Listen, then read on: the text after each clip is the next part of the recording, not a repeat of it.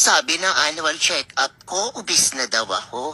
Kaya naisipan ko magpanggap, kaya magsasalad muna ako for lunch. Tara, turo ko sa inyo.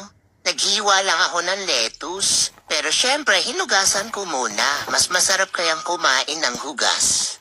Tapos naghiwa lang ako ng kamatis. Tinanggal ko nga pala yung buto kasi sabi ng lola ko baka daw tumubo sa tiyan ko.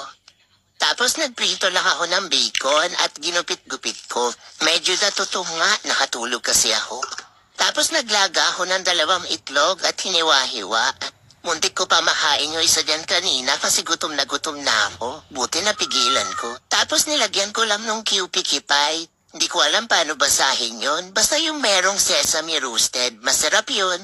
Yan ko din nga pala ng mayonnaise. Kipay din yung brand. Kung meron kayong sesame seed, lagyan nyo na din para syala. Para hindi mukhang may utam yung gumawa ng salad.